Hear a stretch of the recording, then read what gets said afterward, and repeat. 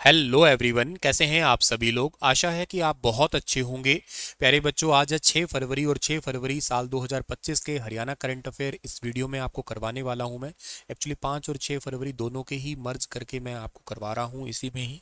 कुछ ज़्यादा updated news नहीं थी ज़्यादा, तो करके मैंने इन दोनों डेज़ को ही एक साथ मर्ज करके आपको इम्पॉर्टेंट डेटा है वो शेयर कर रहा हूँ।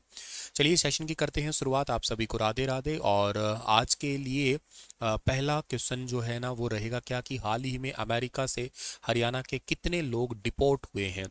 जैसा कि आप सबको पता है कि अमेरिका के अंदर न्यू गवर्नमेंट आई है। अभी न्यू गवर्नमेंट आई है इन द सेंस कि डोनाल्ड ट्रंप जो है ना वहाँ के नए राष्ट्रपति बने हैं। कौन सी तारीख को, 20 जनवरी को राष्ट्रपति बने हैं। और उन्होंने आते ही एक न्यू इमिग्रेशन पॉलिसी को अप्लाई कर दिया।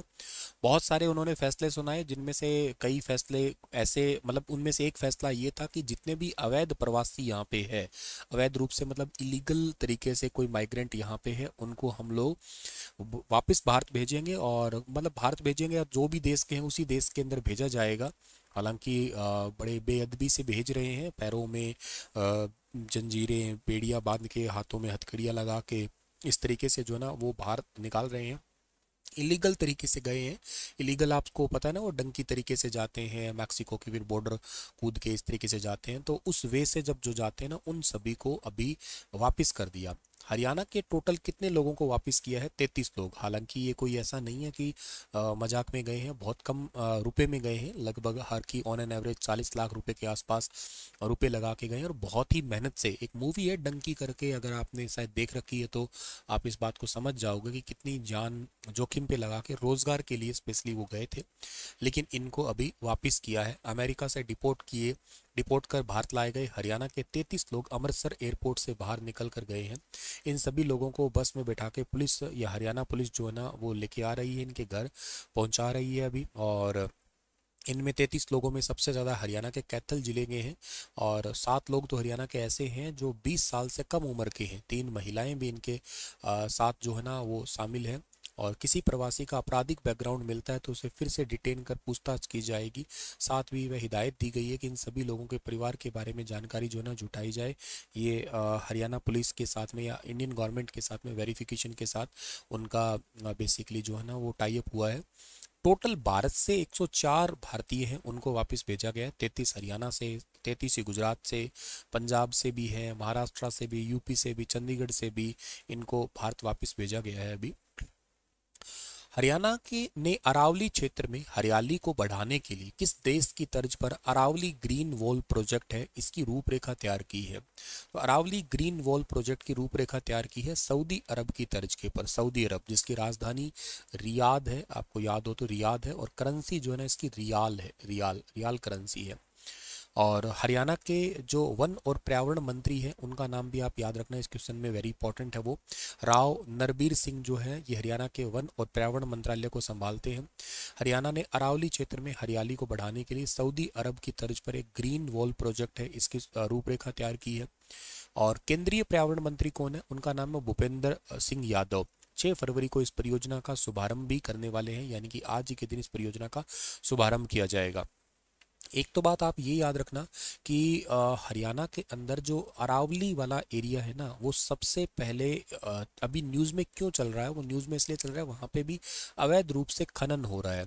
देखो, खनन तो होता है, खनन का मतलब माइनिंग करना, वहाँ से पत्थर है वो तोड़े जाते हैं, उससे फिर बिल्डिंग का जो कंस्ट्रक्शन मटेरियल है वो तैयार किया जाता है। रोड़ी है, बजरी है, क्रेसर है, ठीक है। लेकिन अवैध खनन से क्या नुकसान है? दो नुकसान है। पहला तो नुकसान है कि एक तो मतलब मान लेते हैं सरकार ने अलॉट कर दिया ये एरिया, सरकारी कंपनियां ही वहाँ पे कर रही है। एक अवैध रूप से इस एरिया को हटके वो किसी और एरिया पे जाके माइनिंग करेंगे। माइनिंग करेंगे तो वहाँ पे क्या है, पहाड़ों पे पेड़ पौधे हैं उनको सब काट देंगे।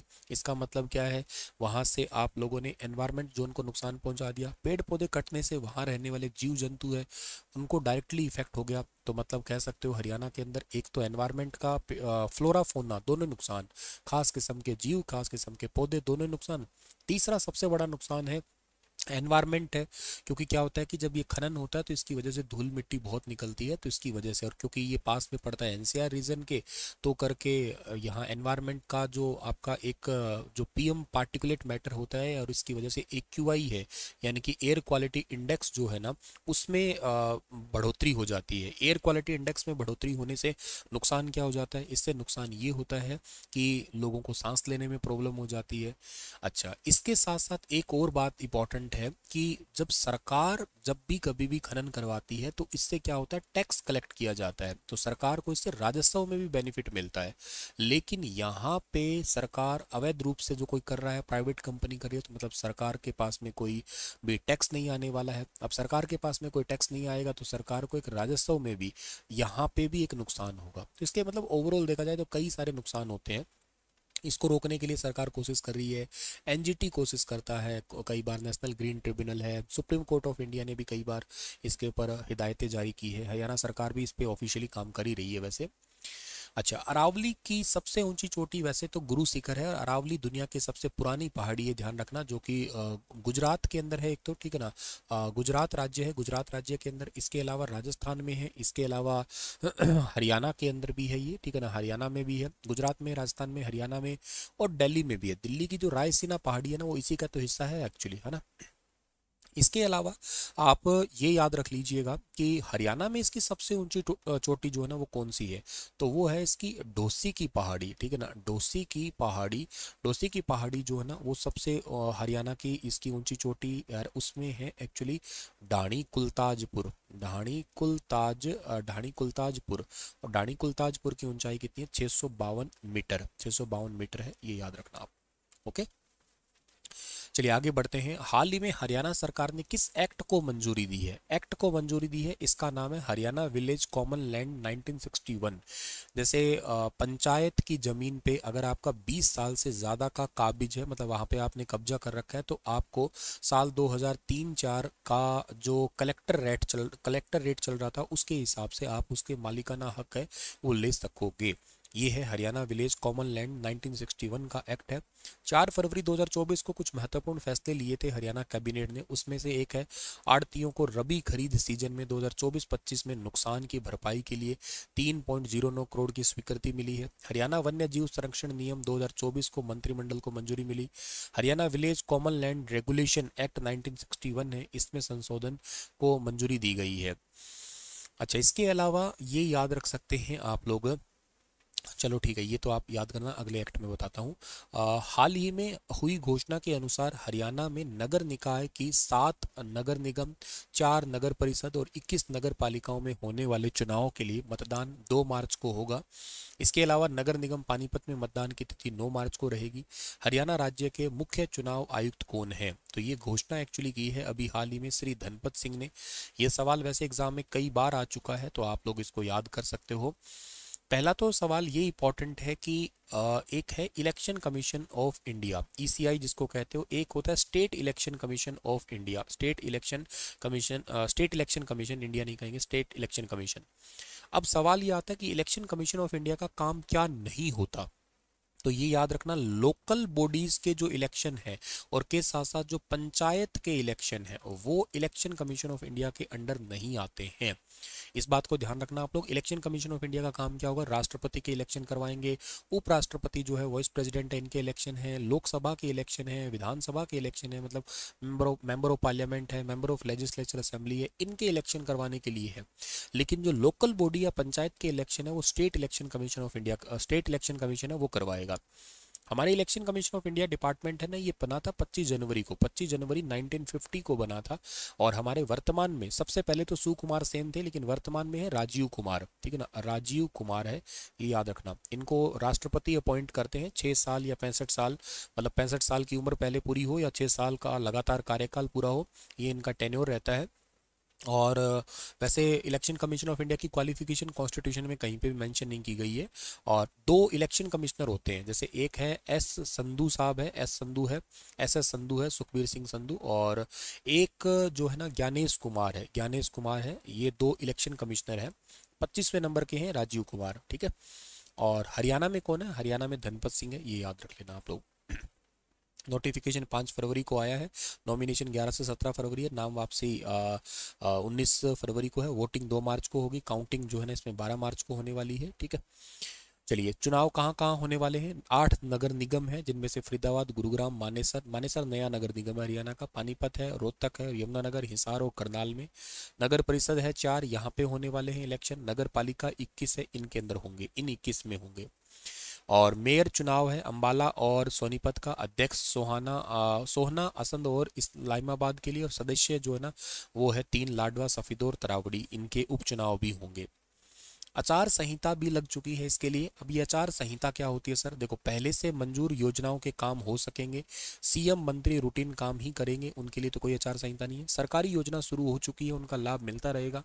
सरकारी दफ्तर में जनता से जुड़े सामान्य काम पहले जैसे चलते रहेंगे। सरकार कोई तबादला नहीं कर पाएगी, लेकिन चुनाव आयोग अफसरों के ट्रांसफर कर सकेगा।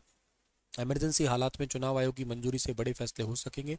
कोई नई घोषणा वगैरह इसमें नहीं होती है, इसको बोलते हैं मॉडल कोड ऑफ कंडक्ट। ठीक है, अच्छा, हरियाणा में अंत्योदय से संबंधित कुछ इम्पोर्टेंट योजनाएं या घोषणाएं हैं जो हरियाणा पिछले दिनों के अंदर बेसिकली अचीव कर चुका है। उसमें से देखो ये है कि गाँव में 20 साल से अधिक समय से पंचायती भूमि पर बने 500 वर्ग गज तक मकानों पर काबिज लोगों को उनका मालिकाना हक दिया गया है। यही क्वेश्चन मैंने आपको अभी 1961 वाला एक्ट है उसको पढ़ाया ही है।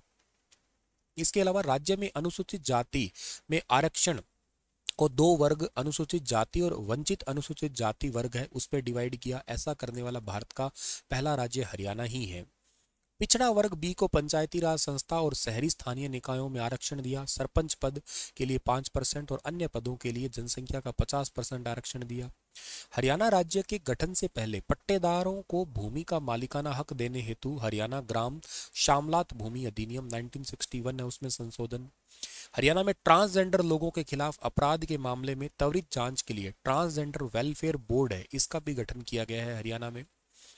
एनसीआर में ग्रेफ 4 गुजारा भत्ता योजना फेज 1 फेज 2 के तहत 4.51 लाख पंजीकृत श्रमिकों को 230 करोड़ रुपए की वित्तीय सहायता। ग्रेफ 4 लग जाता है जब कंस्ट्रक्शन वगैरह का कुछ काम नहीं हो पाता है उस टाइम पे, तो फिर बेचारे ये कर्मचारी जितने श्रमिक है ये क्या करेंगे, तो इनको गुजारा करने के लिए भत्ता देती है सरकार।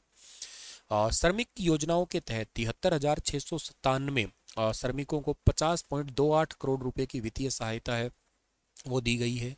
पीएम सूर्य घर मुफ्त बिजली योजना के चलते 31 मार्च 2027 तक 2.22 लाख घरों की छतों पर फ्री में सोलर सिस्टम लगाने का हरियाणा ने टारगेट रखा है और अब तक 12,547 सोलर सिस्टम लगाए जा चुके हैं। भारत का टारगेट 1 करोड़ का है और पूरे भारत में ये 7 लाख लग चुके हैं। हरियाणा में 12,000 मतलब मान के चलो टोटल लग चुके हैं। 2.22 लगाने का टारगेट है, लाख लगाने का टारगेट है। प्रधानमंत्री आवास योजना शहरी तथा ग्रामीण के तहत 885 परिवारों को पक्का मकान बनाने के लिए 11.53 करोड़ रुपए की आर्थिक सहायता। इसके मंत्री हरियाणा के पूर्व मुख्यमंत्री ही है वैसे आवासन योजना के अभी केंद्र में, मनोहर लाल खट्टर। और ग्रामीण आवास योजना 2.0 के तहत गरीब परिवारों के 4,533 लाभार्थियों को प्लाट है ना वो आवंटित किए जा चुके हैं। और इसके अलावा विवादों का समाधान, हरियाणा शहरी विकास प्राधिकरण के प्लॉट आवंटियों को एनहांसमेंट से संबंधित मामलों के निपटान के लिए 15 नवंबर तक विवादों का समाधान योजना है ये स्टार्ट की गई है। इससे 7,000 से ज़्यादा प्लॉट धारकों को 550 करोड़ रुपए की राहत मिलेगी और अब तक 124 प्लाट धारकों को इस योजना का लाभ मिल चुका है। ये योजनाएं पेपर के लिए वेरी इंपॉर्टेंट है इसलिए पढ़ा रहा हूँ मैं आपको। इसके अलावा 31 मार्च 2025 तक दुकानों और बूथ के आवंटित के लिए ये भुगतान या ब्याज वगैरह जमा करवाने के लिए ही इस योजना की शुरुआत हुई थी। एक योजना है दयालु योजना, इसमें 1,80,000 रुपये तक के वार्षिक आय वाले 6,279 परिवारों को 233.67 करोड़ रुपए की आर्थिक सहायता। इसमें क्या है कि इस आय के अंडर में किसी परिवार का कोई पर्सन दिव्यांग हो जाता है या डेथ हो जाती है तो डेथ होने पर 5 लाख रुपए तक का इलाज, 5 लाख रुपए तक का सरकार जो है ना वो सहायता देती है। हरियाणा दिव्यांग पेंशन नियम 2016 में संशोधन करके 3,000 रुपये मासिक दिव्यांग पेंशन करके मतलब हरियाणा के अंदर जितने भी अभी दिव्यांग पेंशन, पहले ये 1,800 रुपये दी जाती थी, अब हरियाणा में 3,000 रुपये ही दी जाती है, बुढ़ापा पेंशन के बराबर ही, जो विकलांग है उनको ही। और 10 और श्रेणियों को भी ऐड ऑन कर दिया, इससे 32,000 दिव्यांग जन जो है ना वो हरियाणा में डायरेक्ट लाभान्वित होंगे। ठीक है, ये युवा वाला सेक्शन है वो हम अगली क्लास में पढ़ेंगे। इसके अलावा आपके लिए सवाल है कि बजट 2025-26 में किन समूहों पर ध्यान केंद्रित करते हुए विकास उपायों का प्रस्ताव रखा है इस बार, बताइए इसके बारे में विस्तार से। कल फिर हाजिर होता हूं अगले अपडेट के साथ में, तब तक अपना ख्याल रखना। सभी को राधे राधे।